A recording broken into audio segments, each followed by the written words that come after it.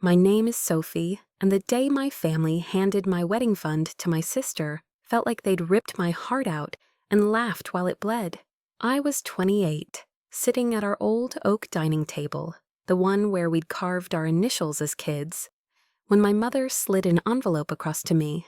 I thought it was a birthday card, maybe a late apology for forgetting my 27th the year before. Instead, it was a bank statement, my savings account, $59. I'd scraped together over 6 years of waitressing, tutoring, and skipping every coffee date to save for my wedding, drained to zero. We needed it for Claire's engagement party. My mother said, her voice flat, like she was discussing the weather. Claire, my older sister, sat there, her manicured nails tapping the table, not even looking at me. "It's a once-in-a-lifetime event, Sophie. You'll understand when it's your turn, my turn." As if my dreams were a dress I'd borrow after Claire was done wearing it. I can still feel the heat in my cheeks, the way my throat tightened like a noose. That money wasn't just numbers in an account. It was every double shift I'd worked at the diner, my hands smelling of grease and bleach, smiling through customers who snapped their fingers like I was a dog. It was every tutoring session I'd squeezed in after midnight grading essays, until my eyes burned saving every dollar for a day. I could stand in a white dress next to Tom, my fiancé, and promise forever. Tom and I weren't flashy. We wanted simple, a backyard ceremony with fairy lights, and our closest friends, maybe a playlist we'd made together. But that $15,000 was our future, our proof that we could build something, despite my family's whispers that I was settling with a carpenter who didn't have a degree or a trust fund. And now it was gone handed to Claire for a party to celebrate her engagement to a man I barely knew, a man whose name Evan sounded like it belonged on a yacht. I looked at my father, hoping he'd say something, anything to make it right. He was the one who'd taught me to save, who'd slipped me $20 bills when I was a kid, and told me to keep them safe for something big. But he just stared at his coffee mug, his shoulders slumped like he'd already surrendered. "Claire's marrying into a good family," he mumbled. "We have to make a statement. You'll get your chance, kid. My chance. Always later, always second." Claire was the golden child, the one who went to college on a full ride, who had a marketing job that paid for her designer bags and weekend trips to Paris. I was the other one, the one who stayed local, who worked 2 jobs to pay for community college, who was always too quiet, too plain. Too much of a dreamer for their liking. I tried to speak, but my voice cracked, and Claire rolled her eyes. "Don't make this a thing, Sophie," she said, her tone sharp, like I was a child throwing a tantrum. "It's just money. You'll earn it back. Besides, Evan's family expects a certain standard. We can't look cheap." Cheap. The word hit like a slap. I wasn't cheap. I was practical. Careful, someone who'd learned to stretch a dollar because no one ever handed me anything. But to Claire, to my parents, I was a background character in their story, someone whose sacrifices didn't count unless they served Claire's spotlight. I pushed back from the table, my chair scraping the floor, and walked out. The air outside was cold, November biting at my skin, but I didn't care. I stood in our driveway, my breath fogging in the dusk, and let the tears come. I cried for the wedding I'd planned in my head, for the dress I'd never wear, for the promises I'd made to Tom that now felt like lies. I cried for the girl I used to be, the one who believed her family loved her enough to see her really see her. I wanted to scream, to march back inside and demand they explain why Claire's happiness was worth more than mine. But I didn't. I just stood there shivering, feeling smaller than I ever had, like the world had decided I didn't matter. Tom found me an hour later, his truck pulling up with that familiar rumble. He didn't say anything at first, just wrapped his arms around me, his flannel jacket smelling of sawdust and home. I told him everything, the words spilling out between sobs, and he listened, his jaw tight. "They don't get to do this," he said finally, his voice low but steady. "We'll figure it out, Soph, together." I wanted to believe him, but the hurt was too raw, like a wound that wouldn't stop bleeding. How do you rebuild when the people who raised you tear you down? How do you keep dreaming when your family treats your future like pocket change? That night, I lay in bed, staring at the ceiling, Tom's arm heavy across my waist. I couldn't sleep, couldn't stop replaying my mother's words. Claire's smirk, my father's silence. I kept thinking about the engagement party, how it would be all glitter and champagne, how Claire would float through the room in a dress that cost more than my rent, while I was left with nothing. It wasn't just the money, it was the message Claire was worthy, and I wasn't. I'd spent my life trying to prove I was enough, working harder, loving deeper, hoping they'd notice. But they didn't. And that realization, more than the empty bank account, broke something inside me. The next morning, I woke up with a strange clarity, like the fog of grief had lifted just enough to see a path. I wasn't going to let them erase me. I didn't know how, but I was going to fight back. Not with shouting or begging, but with something bigger, something they couldn't ignore. I started small, calling the bank to trace the transfer, hoping there was a mistake. There wasn't. My parents had access to my account from years ago when I was a teenager, and they'd moved every cent without asking. The banker's voice was kind but firm. There was nothing I could do. Legally, it was theirs to take. I hung up my hands shaking and felt that familiar weight settle in my chest. But this time it wasn't just sadness, it was anger sharp and alive, whispering that I deserved better. I started digging, not sure what I was looking for. I went through old emails, bank statements, anything that might give me leverage. I called Tom's cousin, a lawyer, who said I could sue, but it would take years and money I didn't have. I felt trapped like a bird in a cage, too small to spread its wings. But then I found a text from Claire to a friend forwarded to me by mistake months ago, gushing about a secret getaway with someone who wasn't Evan. It was vague, but it was a thread, and I pulled it. I didn't know it then, but that text was the first step toward unraveling Claire's perfect life and rebuilding mine. I spent the next week watching Claire's social media, her posts dripping with engagement photos and captions about true love. But there were gaps, weekends she'd claimed to be working late, but posted from hotels hours away. I cross-checked dates, locations, anything I could find. I wasn't a detective, just a sister who'd been pushed too far, driven by a need to understand why my family valued her over me. What I found wasn't just a fling. It was an affair, deliberate and reckless, with a married man named Derek, a colleague from her firm. There were emails, photos, even a hotel receipt she'd carelessly left in a shared cloud drive. My hands trembled as I saved everything, not because I wanted to hurt her, but because I wanted her to feel what I felt: exposed, betrayed, seen for who she really was. I didn't tell anyone, not even Tom. I carried the secret like a stone in my pocket, heavy but grounding. I knew I couldn't just confront her. Claire would twist it, make herself the victim. My parents would believe her like they always did.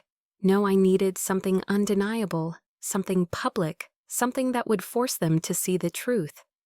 The engagement party was 3 months away, and I started planning not for a wedding, but for a reckoning. I didn't want revenge for its own sake. I wanted justice for the girl who'd stood in that driveway crying, believing she was nothing. I wanted to prove to them and to myself that I was more than they'd ever let me be. Have you ever been betrayed by the people who were supposed to love you most? What did you do to take your power back?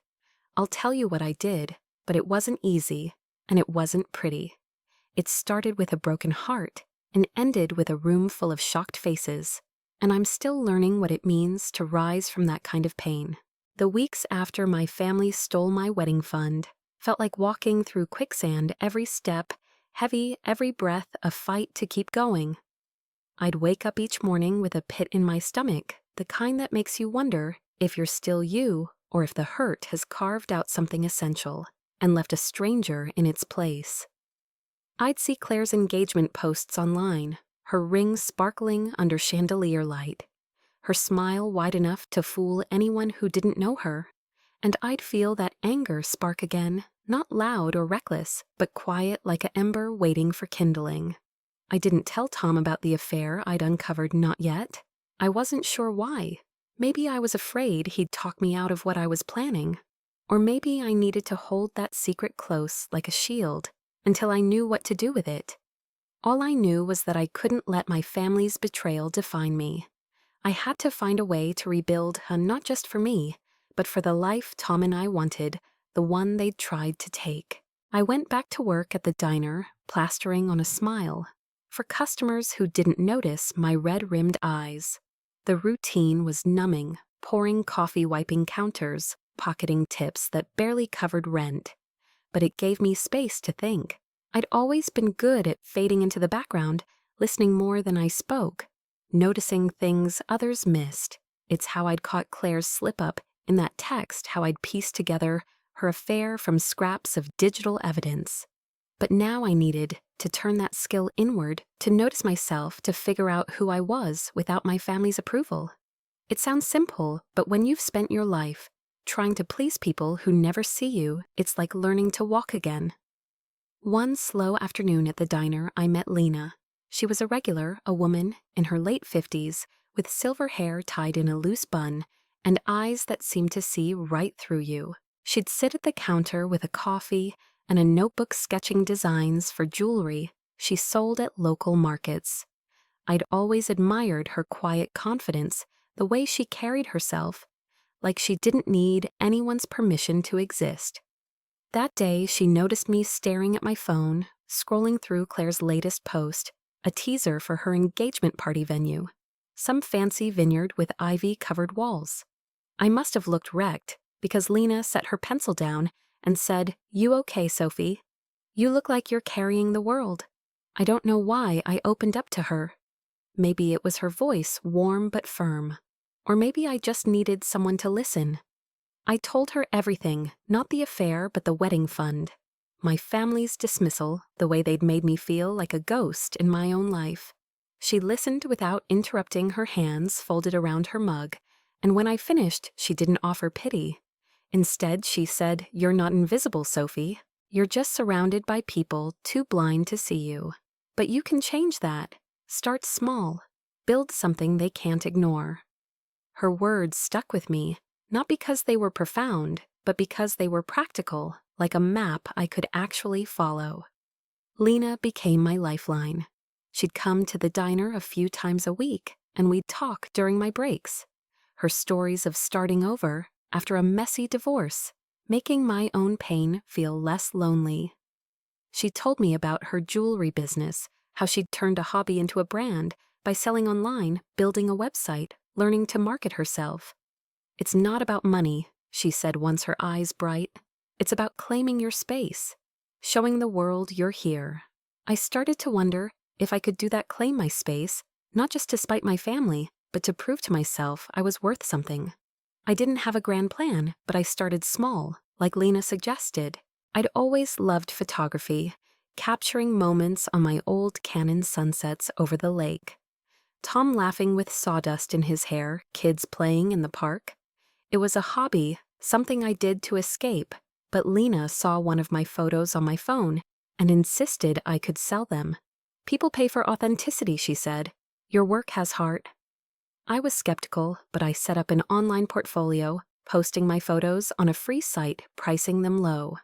To my surprise, a few sold stock images for blogs, prints for local businesses. It wasn't much, maybe $50 a week, but it was mine money my family couldn't touch. Those small wins gave me something to hold on to, but the hurt was still there, a bruise that ached every time I thought of Claire's party.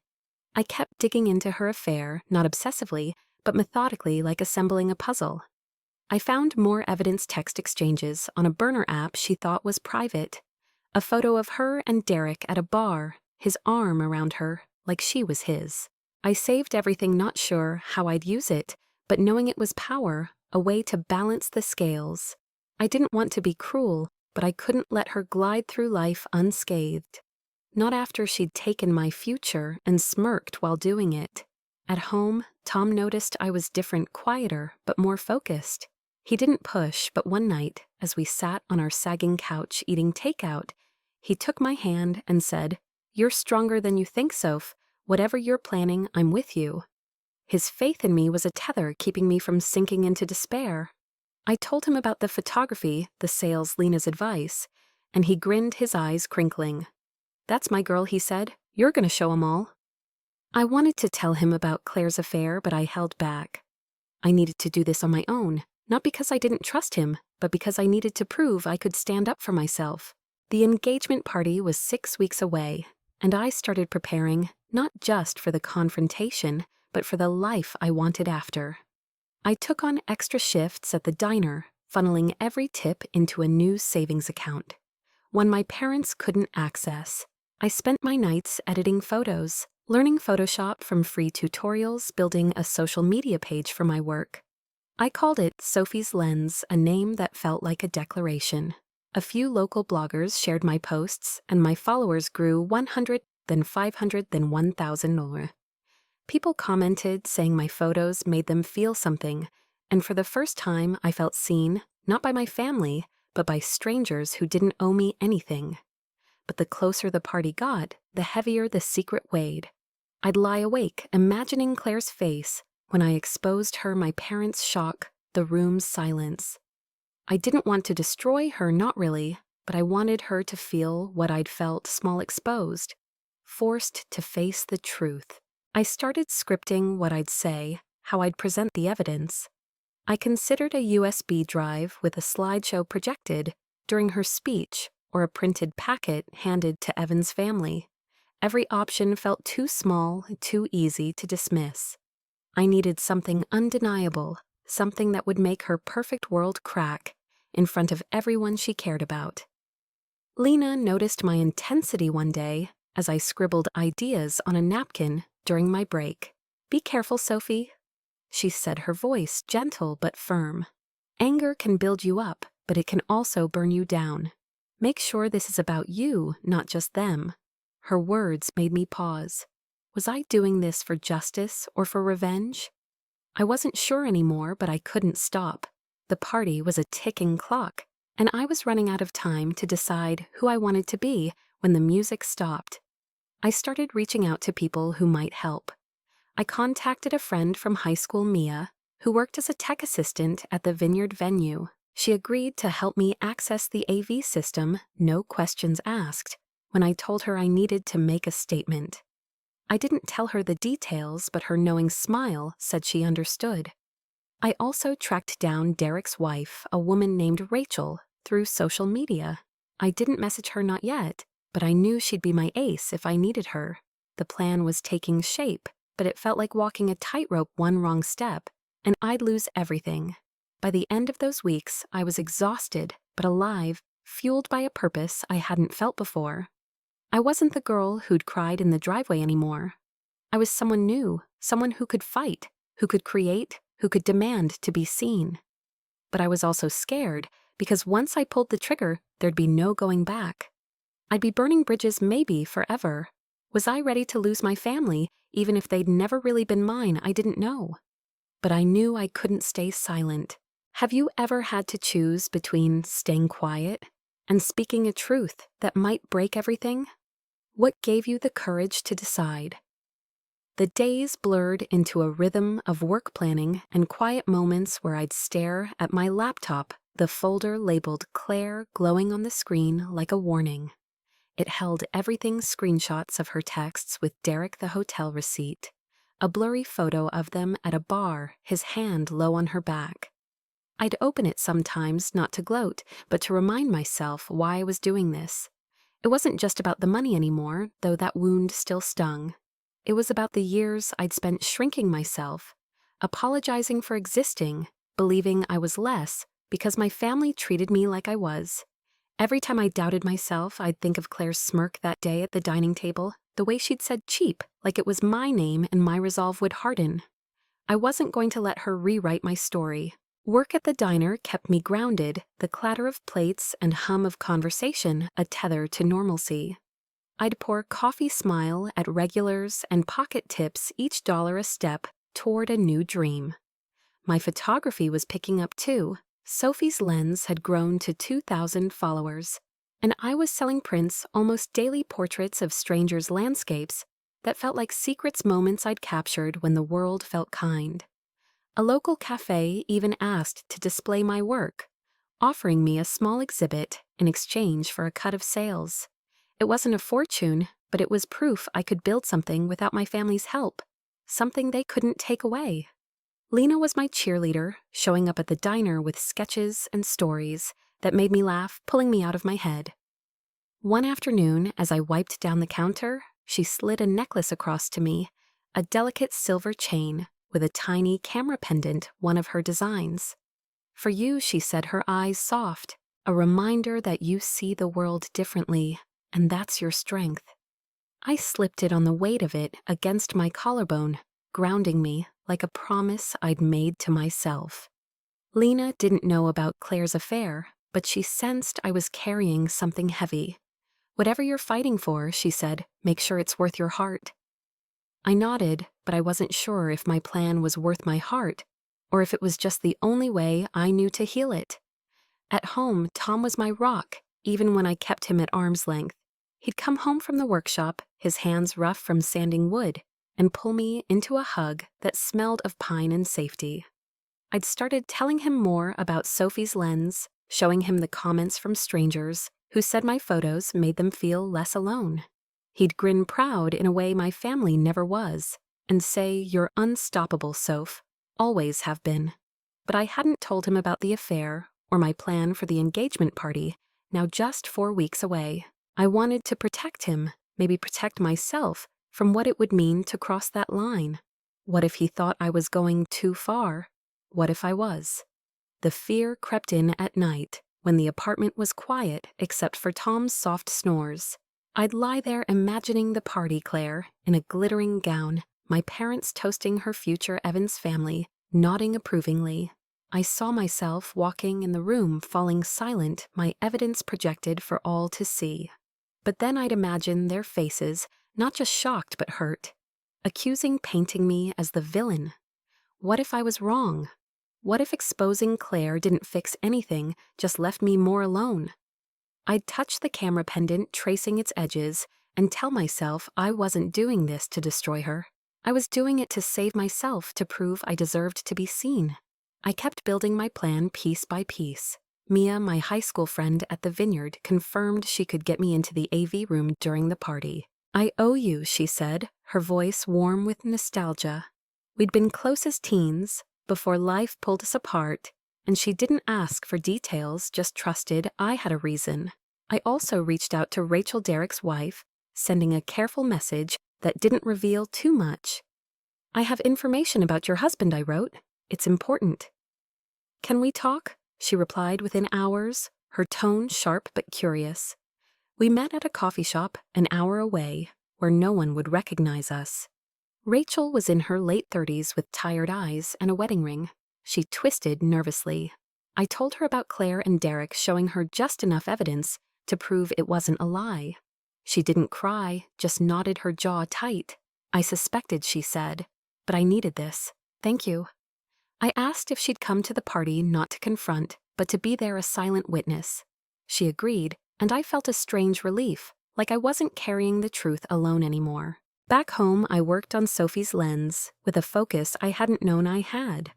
I started posting more, not just photos, but stories behind them, why I'd taken a shot of a cracked sidewalk, what I'd felt watching a stranger cry at a bus stop. People responded, sharing their own stories, and my followers climbed to 5,000 turns. A local newspaper reached out, asking to feature me in a piece about emerging artists. I said yes, nervous but excited, and the interview was set for the week after the party. It felt like the universe was nudging me forward, telling me I was more than my family's shadow. But the closer the party got, the more my anger mixed with grief.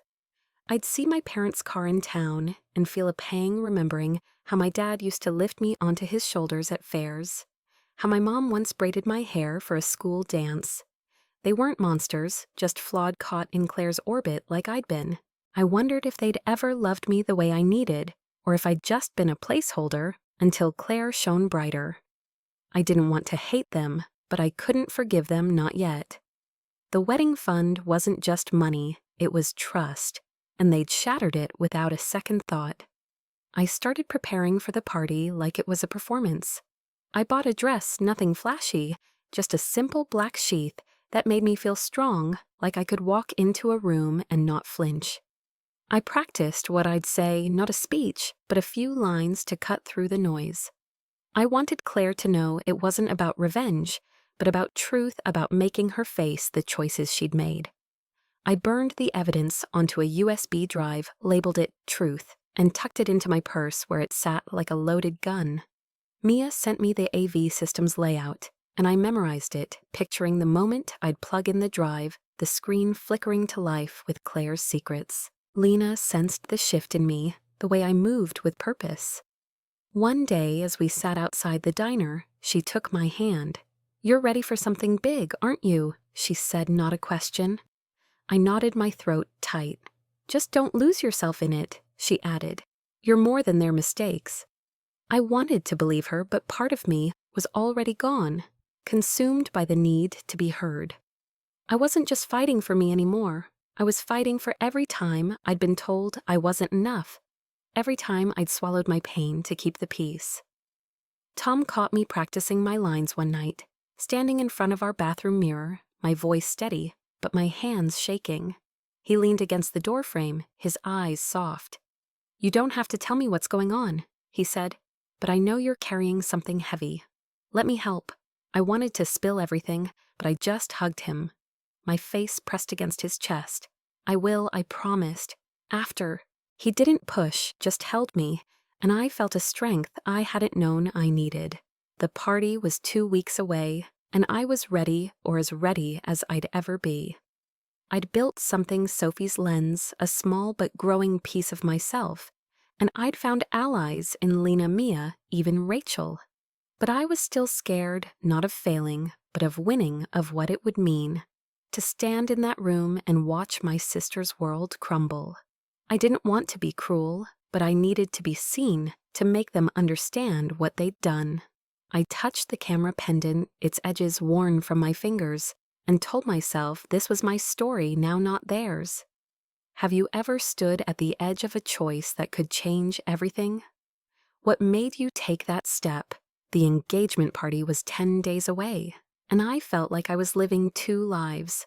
In one, I was Sophie, the diner waitress pouring coffee and dodging grease stains, my hands always a little chapped from dish soap. In the other, I was someone new, someone who woke up at dawn to edit photos for Sophie's lens, who answered emails from strangers saying my work had moved them, who carried a USB drive labeled Truth, like it was a key to a door I hadn't yet opened.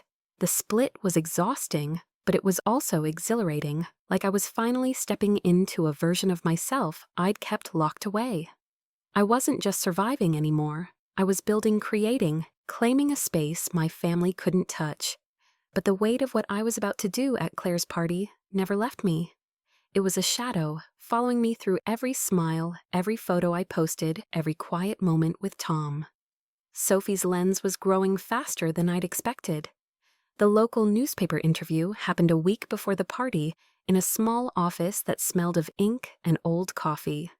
The reporter, a woman named Jess with a sharp bob and kinder eyes than I'd expected, asked about my process, why I'd started, what my photos meant to me. I told her the truth, or part of it, that I'd always seen the world through a lens, noticing details others missed, finding beauty in the broken things. I didn't mention my family, but I talked about wanting to prove something to myself and the world. "I want people to know they're seen," I said, my voice catching. Jess nodded, scribbling notes, and when the article came out 2 days later, it called me a rising star in local art, with a vision that cuts to the heart. I read it alone in our apartment, my hands shaking, and for the first time I felt like I was someone, not just Claire's sister or my parents' afterthought. The article brought more attention. My followers jumped to $8,000, and I got an email from a gallery in the next town asking if I'd consider a solo exhibit. It wasn't a sure thing, just a conversation, but it felt like a lifeline, a chance to be more than the girl who'd lost her wedding fund. I said yes, scheduling a meeting for the week after the party. and started curating photos for a portfolio. I spent hours choosing images: a child's shoe abandoned in a park, a woman laughing in the rain, Tom's hands shaping wood into something new. Each one felt like a piece of me, a story I was telling the world. Lena saw the article and brought me a bottle of cheap wine to celebrate her grin wide. "You're doing it, Sophie," she said, clinking her glass against mine. "You're showing them who you are."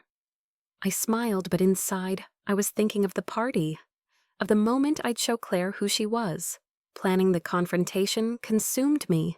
Mia sent me the final details for the vineyard's AV system, a projector linked to a laptop easy to access if you knew where to look.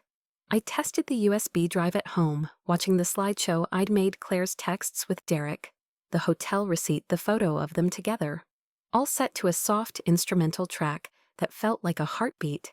It wasn't cruel, just honest each slide, a fact my sister couldn't deny. I scripted a short statement to say, before I played it, something simple. "This is the truth about Claire. I'm not here to hurt her, but to stop her from hurting others." I practiced in front of the mirror, my voice steady, but my heart racing, imagining the room's silence, Claire's face, my parents' shock. I didn't want to gloat. I wanted them to see me, to understand what they'd done by choosing her over me. Tom sensed I was holding something back, though he never pushed. One night, as we lay in bed, the city humming outside our window, he traced circles on my palm and said, "You're different lately, stronger. I'm proud of you, but I'm worried too. Whatever's coming, don't let it change who you are."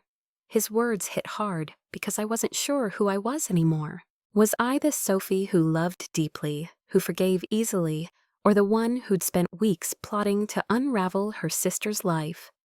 I kissed him, promising I'd be okay, but I didn't tell him about the USB drive, or Rachel, Derek's wife, who'd texted me to confirm she'd be at the party, ready to stand in the crowd and watch Claire's world shift.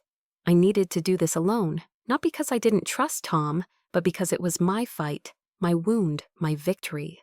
The diner felt smaller those last days, like a skin I was outgrowing. I'd catch myself staring out the window, imagining the gallery exhibit the life I could have if I kept pushing. Lena noticed slipping me a new sketch during one of her visits, a camera with wings captioned "Fly Sophie." I tucked it into my apron, a reminder that I was more than my anger. But the anger was still there, sharp and alive, fueled by every memory of Claire's dismissals, my parents' silence, the way they'd made me feel like I didn't belong.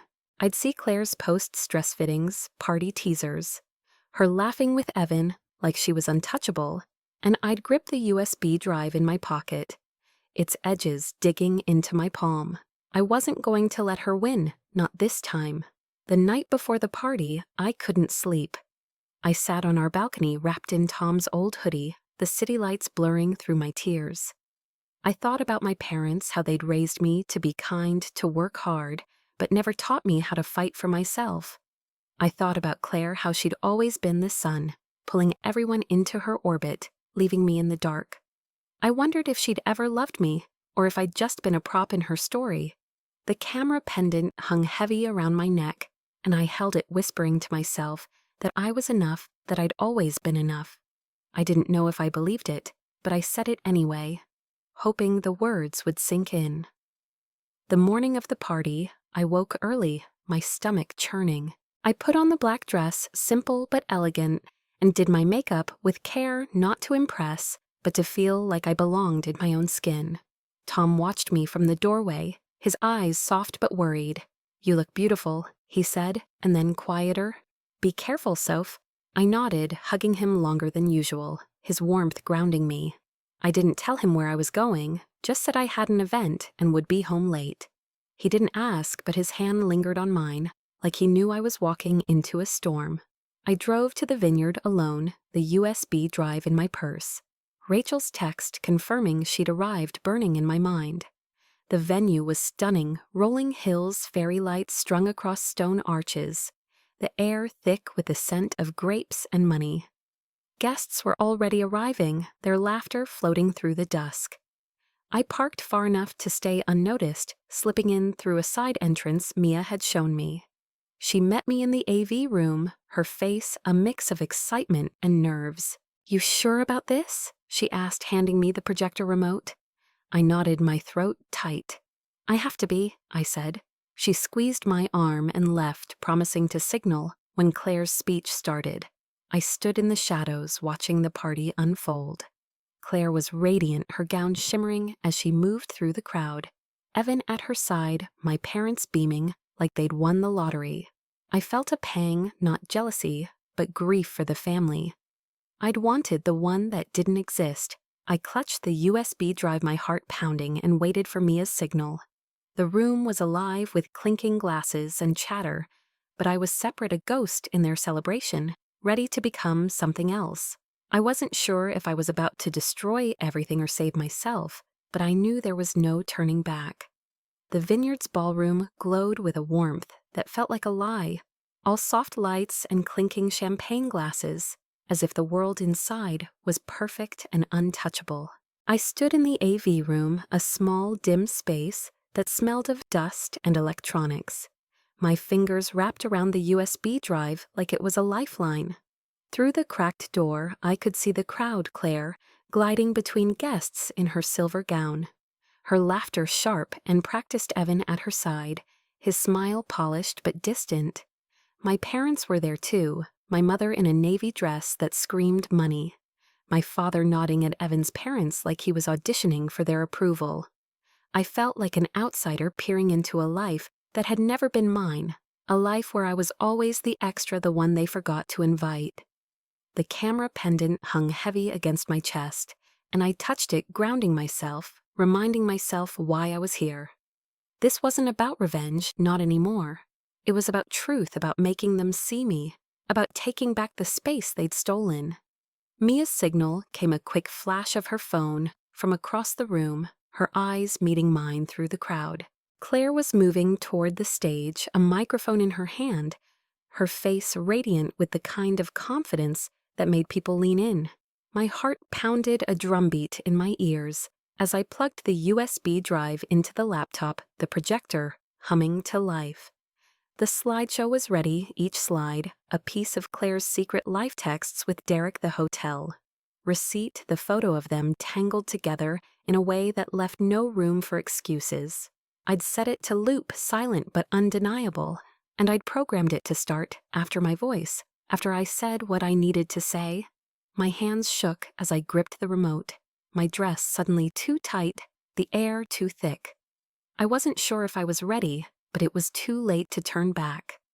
Claire's voice cut through the room, smooth and rehearsed, thanking everyone for coming, gushing about Evan, about love, about a future that sounded like a fairy tale.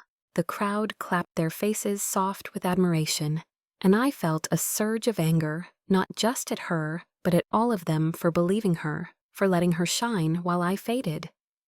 I stepped out of the AV room, slipping into the shadows at the edge of the crowd, my black dress blending with the dim light. Mia was nearby, her nod subtle but steady, and I spotted Rachel, Derek's wife, standing near the back. Her face calm, but her eyes sharp, like she was waiting for the world to shift. I took a breath, my thumb hovering over the remote's play button, and waited for Claire to pause for the moment when the room was hers and I could take it back. "Thank you all for being here," Claire said, her voice lilting the crowd, hanging on her words. "This is the start of something beautiful, and I'm so grateful." I stepped forward, my heels clicking on the stone floor, and raised the microphone I'd borrowed from Mia. "Claire," I said, my voice louder than I'd expected, cutting through her speech like a blade. The room turned, a ripple of confusion spreading, and Claire's smile faltered, her eyes narrowing as they found me. "Sophie," she said, half laughing like I was a child, interrupting a grown-up moment. "What are you doing?" "I'm here to tell the truth," I said, my voice steady, despite the tremor in my hands. The crowd murmured, heads turning, and I saw my parents in the front row, my mother's face tightening, my father's eyes wide, with something like fear. I didn't look at them. I looked at Claire, at the sister who'd taken my dreams, and laughed while doing it. "You've built a beautiful story," I said, "but it's not the whole one. I'm going to show everyone who you really are." Her face changed then, a flash of panic, and I pressed the remote's button, the projector flickering to life behind her.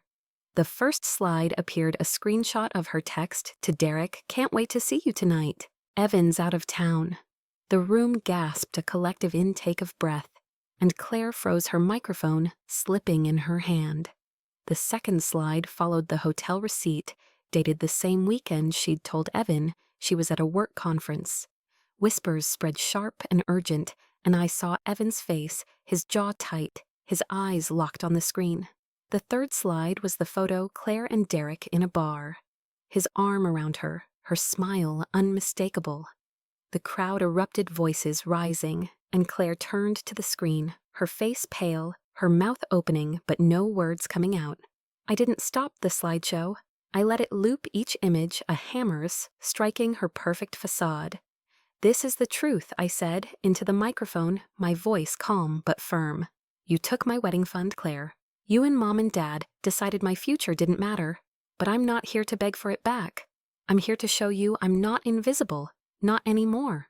The room was chaos now, guests, whispering, some pulling out phones to record, others staring at Claire like she was a stranger. My parents were on their feet, my mother's hand on my father's arm, both of them looking at me like I'd betrayed them. But I wasn't the betrayer. They were. Claire found her voice shrill and desperate. "This is a lie," she shouted, pointing at me. "She's jealous. She's always been jealous. Sophie, how could you?" But the crowd wasn't listening to her. They were watching the screen, the evidence undeniable. And I saw Rachel step forward, her presence quiet but powerful. Her eyes locked on Claire. Evan moved toward Claire, his face a mask of hurt, and whispered something I couldn't hear. She shook her head, tears streaming, but he walked away, his parents following, their faces grim. I lowered the microphone, my hands steady now, and stepped back, letting the slideshow speak for itself. Mia was at my side, her hand on my elbow, guiding me toward the exit as the room buzzed with shock. I didn't look back, didn't need to. I'd done what I came to do. I'd shown them the truth, not just about Claire, but about me, that I was strong enough to stand up, to demand to be seen. The night air hit me as I stepped outside, cool and sharp, and I breathed it in, feeling lighter than I had in months. I'd burned a bridge, maybe all of them, but I'd built something new in its place. I drove home in silence, the USB drive still in my purse, the camera pendant warm against my skin. Tom was waiting when I got there, his face lighting up when he saw me, then softening as he read my expression. "You did it, didn't you?" he said, not a question. I nodded, and he pulled me into a hug, his arms a safe harbor. I didn't tell him everything, not yet, but I told him enough, the slideshow, Claire's face, the crowd's reaction. He listened, his hand stroking my hair, and when I finished, he said, "I'm proud of you, Soph. You're braver than anyone I know." That night I slept for the first time in weeks, a deep, dreamless sleep that felt like a gift.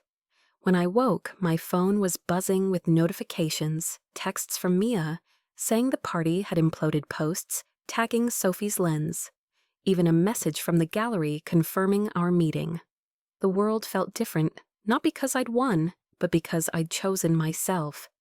I didn't know what would happen, with Claire, with my parents, with the family I'd left behind in that ballroom, but I knew I wasn't their shadow anymore. I was Sophie, the one who saw the one, who fought the one who was enough. The morning after the engagement party, I woke to a quiet that felt like the calm after a storm. Sunlight slipped through the blinds, painting stripes across the bed, and Tom was already up, the smell of coffee drifting from the kitchen. I lay there, my body heavy, but my mind clear, replaying the night before Claire's face. As the slideshow looped the crowd's gasps, my parents' stunned silence. I'd expected to feel triumph, maybe even relief, but instead there was a strange ache, like I'd lost something I hadn't realized I was still holding on to. I'd won, hadn't I? I'd shown them the truth, made them see me, but the victory felt hollow, edged with a grief I couldn't name. I touched the camera pendant, its familiar weight, a reminder of the path I'd chosen, and told myself this was just the beginning, not the end. I got up, slipping into one of Tom's old flannel shirts, and found him at the kitchen table, scrolling through his phone. He looked up, his eyes soft but searching, and slid a mug of coffee toward me. "You're famous," he said, half teasing, turning his phone to show me a local gossip blog. The headline screamed, "Engagement Party, Scandal Sisters Shocking Reveal," with a grainy photo of Claire's face, mid-cry, and another of me, microphone in hand, my expression unreadable. My stomach twisted, not with fear, but with a strange pride. I'd done something no one could ignore, something that had rippled beyond that ballroom. Tom reached for my hand, his thumb brushing my knuckles. "You okay?" he asked. I nodded, though I wasn't sure. "I will be," I said, and meant it. Sophie's lens was exploding. The article from the newspaper had already boosted my followers, but the party scandal sent them soaring $12,000, then $15,000, then $20,000 by noon. My inbox was flooded with messages, some from strangers praising my courage, others from locals asking for the real story. A few were cruel, calling me petty or jealous, but I didn't care. For every hate message, there were 10 more from women saying they'd been betrayed, overlooked, made to feel small, and my stand had given them hope.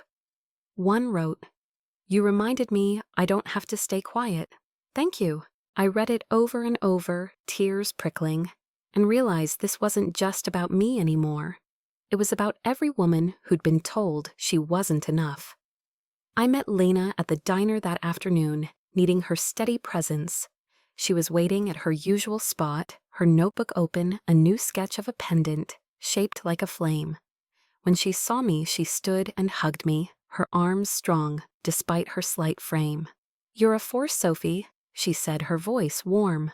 I told her everything, not just the slideshow, but how it felt, the mix of power and loss. The way I'd seen my parents' faces and wanted for a moment to take it all back. She listened, her eyes never leaving mine, and when I finished, she said, "You didn't just expose her. You exposed them, all their choices, their blindness. That's not small, but now you get to decide what comes next." Her words settled in me, a seed of something new. I wasn't done building, not by a long shot. The gallery meeting was 2 days later, and I prepared like it was a lifeline. I curated a portfolio of my best work photos that told stories not just of beauty, but of resilience, of moments that held pain and hope in equal measure. The gallery owner, a woman named Carla with a blunt bob and a no-nonsense vibe, flipped through my prints, her face unreadable. "You've got something special," she said, finally tapping a photo of a cracked window reflecting a sunset. "It's not just skill, it's soul. Let's do a show 6 weeks from now." I left her office in a daze, clutching a contract, my heart pounding with a joy I hadn't felt in years. A solo exhibit, my name on a wall, my vision in a room, proof I was more than my family's shadow. I threw myself into Sophie's lens, using the momentum to fuel my work. I started a series called Unseen, photographing people who felt overlooked, bus drivers, single moms' kids who ate lunch alone. Each post came with a story, and the response was overwhelming. A national art blog picked up the series, calling it a raw human exploration of invisibility. And suddenly I was getting offers, commissions, interviews, even a guest spot on a podcast about women in art. I said yes to everything, not because I needed the validation, but because I wanted to keep growing, to keep claiming my space. The money started coming too, not a fortune, but enough to start a new savings account. One for me and Tom for the wedding we'd build on our terms. Tom was my anchor through it all. He'd come home from the workshop, sawdust in his hair, and listen to me ramble about the gallery, the series, the messages from strangers. One night he pulled me onto the couch, his hands warm on my shoulders, and said, "You're not just rising, Soph, you're soaring. I always knew you could." I kissed him, my heart full, and finally told him about the slideshow, the affair, Rachel's presence at the party. He didn't judge, just listened, his jaw tight, but his eyes soft. "You did what you had to," he said. "Now let's build something better." We started planning our wedding again, not the one I'd lost, but a new one, small, real ours. I hadn't heard from my family since the party, and I didn't reach out. The silence was loud, a confirmation of what I'd always feared. I was expendable to them. But it also freed me. I didn't need their approval anymore. I had Lena, Mia, Tom, and a growing community of people who saw me through my work. I kept the camera pendant on a talisman of my strength and wore it to every meeting, every shoot, every moment I felt doubt creep in. I was learning to trust myself, to believe I was enough. Not because others said so, but because I was proving it one photo, one step, one choice at a time. The gallery show was coming together, and I spent hours with Carla, planning the layout, choosing frames, writing artist statements. I wanted Unseen to be more than an exhibit. It was a declaration, a way to honor everyone who'd ever felt erased. I invited the people I'd photographed, telling them their stories mattered, and they came, filling the gallery with voices and laughter. The night before the opening, I stood in the empty space, my photos on the walls, and felt a quiet pride. I'd built this not with anger, but with love for myself, for the world, for the beauty I'd always seen, even when no one else did. I didn't know what would happen with Claire, with my parents, with the family I'd left in that vineyard ballroom. But I knew I didn't need them to define me anymore. I was Sophie, the one who saw, the one who created, the one who rose. And I was just getting started. Have you ever found strength in creating something that was wholly yours? How did it change the way you saw yourself? The gallery opening was a week away, and I was living in a whirlwind of preparation, adrenaline, and a quiet, unshakable pride that felt like it was rewriting my bones.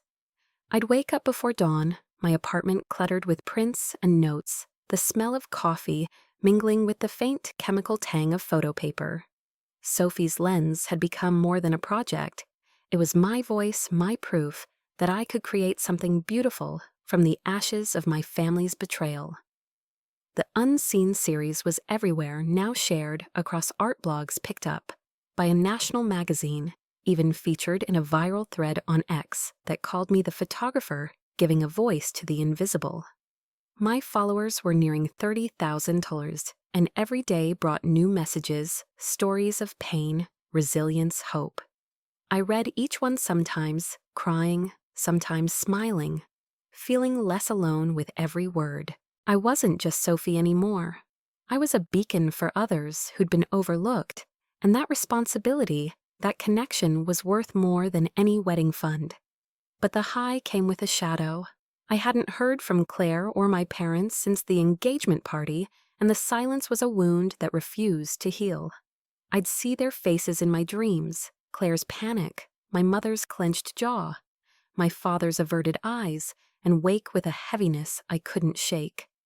I didn't regret what I'd done, not exactly, but I wondered if I'd lost them forever, if the family I'd once loved, flawed as they were, was gone for good. I'd check my phone sometimes, half expecting a text, an apology, even an accusation, but there was nothing, just quiet and the life I was building in its place. Lena was my constant, showing up at the diner with sketches and encouragement, her presence a reminder that I wasn't alone. One afternoon, as I sorted photos during a break, she slid a new pendant across the counter, a tiny silver frame, empty but intricate. "For the stories you're still telling," she said, her eyes crinkling. I slipped it onto the chain with my camera pendant, the two charms clinking together, and felt a surge of gratitude. Lena had seen me when I was invisible, had believed in me when I doubted myself. "You're going to shine at that gallery," she said, and I believed her not because I was fearless, but because I was learning to carry my fear and keep going. Tom was my home, his quiet strength anchoring me through the chaos. He'd help me frame prints at night, his hands steady, where mine shook, and listen as I rambled about the exhibit, the podcast, the commissions piling up. One evening, as we sat on the balcony, the city humming below, he took my hand and said, "You're not just surviving, Soph, you're rewriting the story. I'm so damn proud." His words hit deep because he was right. I wasn't just reacting to my family's betrayal anymore. I was creating, choosing, becoming someone new.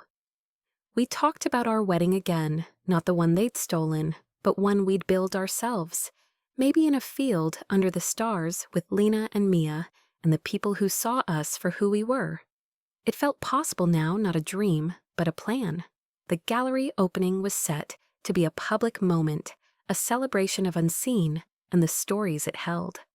I'd invited everyone I'd photographed: Marla the bus driver, who'd raised 3 kids alone; Jamal, the kid who'd taught himself guitar in a foster home; Elena the nurse, who cried when I showed her the photo of her hands worn but gentle. They weren't just subjects, they were part of this part of me.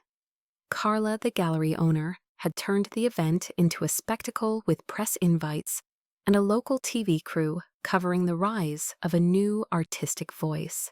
I was nervous not about the spotlight, but about living up to it. Could I be the person they saw, the one who gave voice to the voiceless? I touched my pendant's camera and frame and told myself I already was. The night of the opening, I wore a deep green dress, simple but bold, the pendants gleaming against my skin. The gallery was transformed my photos on the walls, each one lit like a window into a soul-soft music, playing the air alive with anticipation. People filled the space, their voices a hum of excitement, and I saw Marla, Jamal, Elena, their faces bright with pride. Lena was there, her arm linked with Mia's, both of them grinning like they'd known this moment was coming.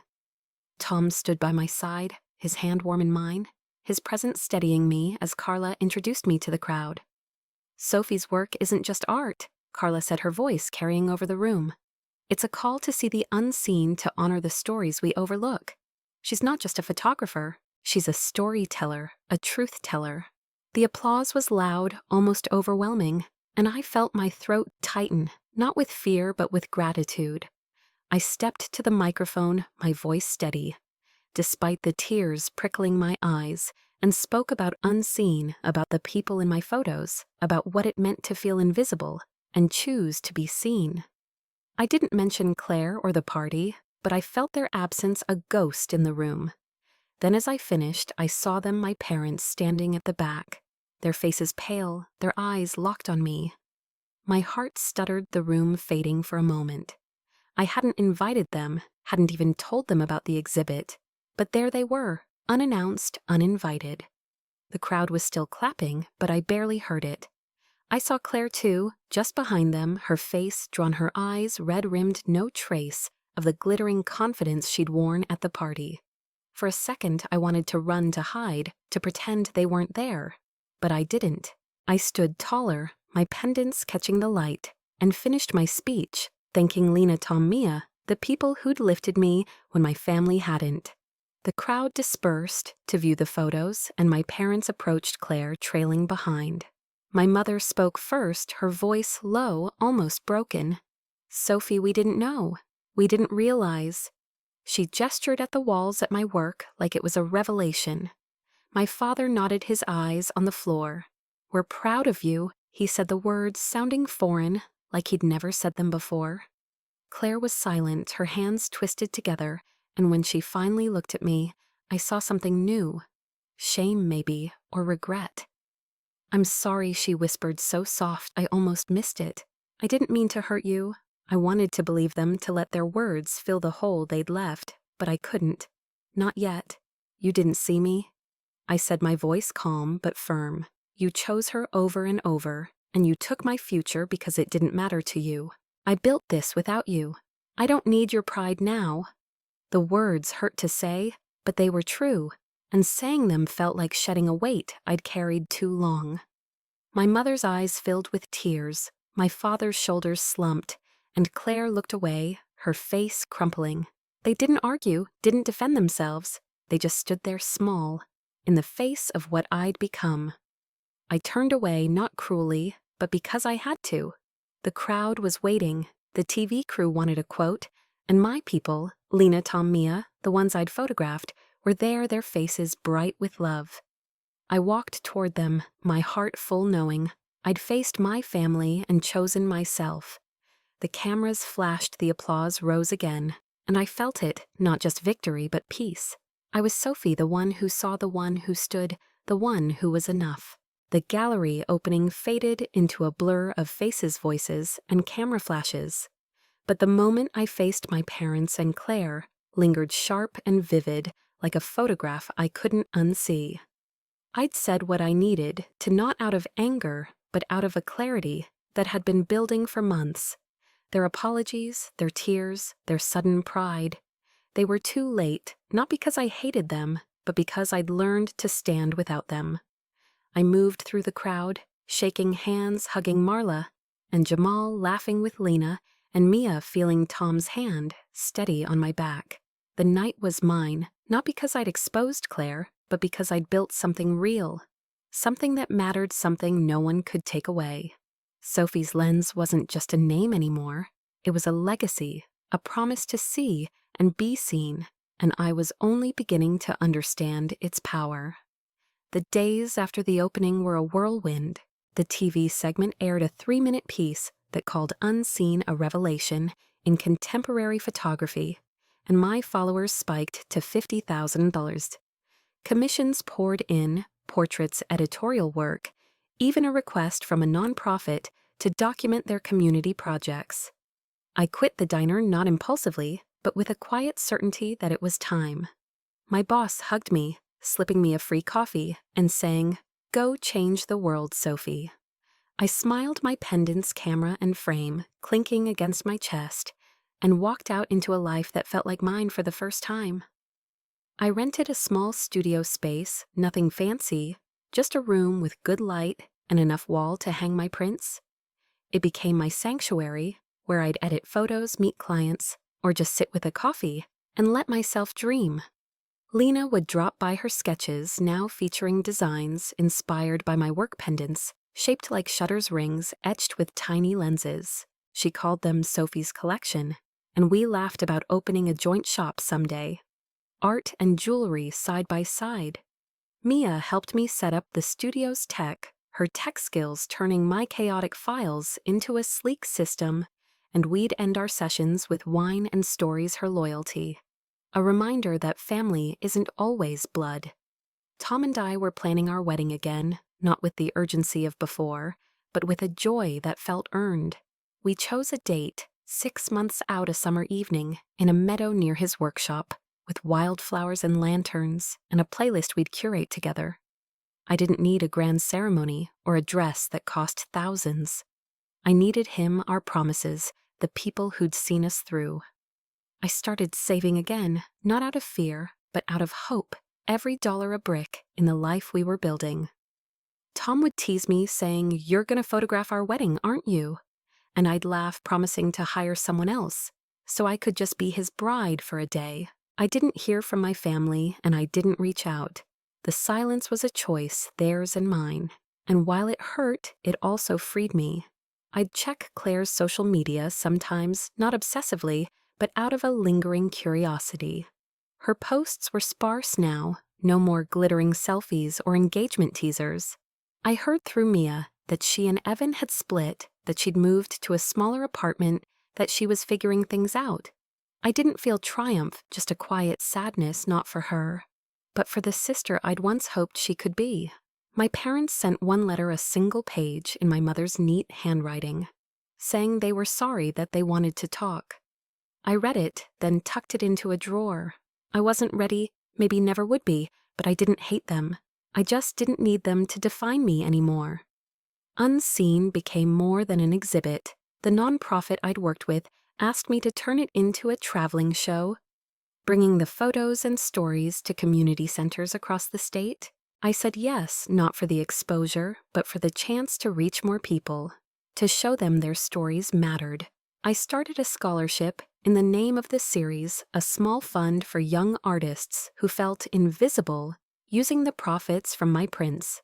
The first recipient was a girl named Aisha, 17, who'd grown up in foster care and painted murals that made you stop and stare. I met her at the studio, gave her the check, and watched her cry, not from sadness, but from being seen. I cried too, my pendants warm against my skin. knowing this was what I'd been working toward, not revenge but purpose.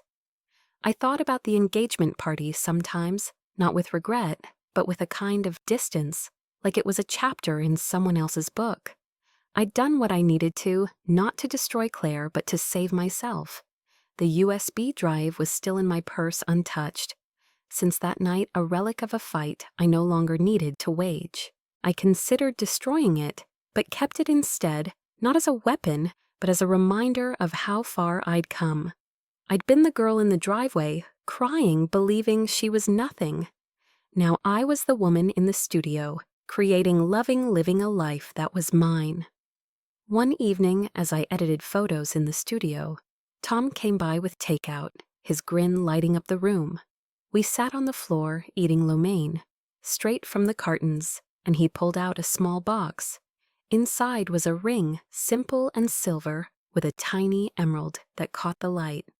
"I know we're already engaged," he said, his voice soft, "but I wanted you to have this something new, something just for us." I slipped it on my heart, full, and kissed him, knowing this was the forever I'd always wanted. Not because it was perfect, but because it was ours. I stood at the studio window, later looking out at the city, the lights blurring into a soft glow. I thought about the girl I'd been, the one who'd believed her worth, depended on her family's love.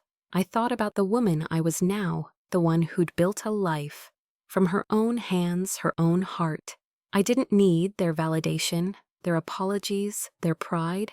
I had Lena's faith, Mia's loyalty, Tom's love, and the voices of strangers who'd found strength in my work.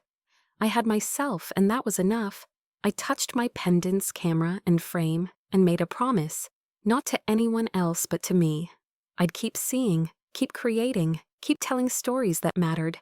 I'd keep being Sophie, not because I had to prove anything, but because I wanted to.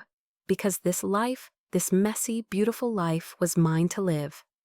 I didn't know if I'd ever forgive my family, if I'd ever want them back in my world. But I knew I didn't need them to move forward. I was already moving, already soaring, already enough.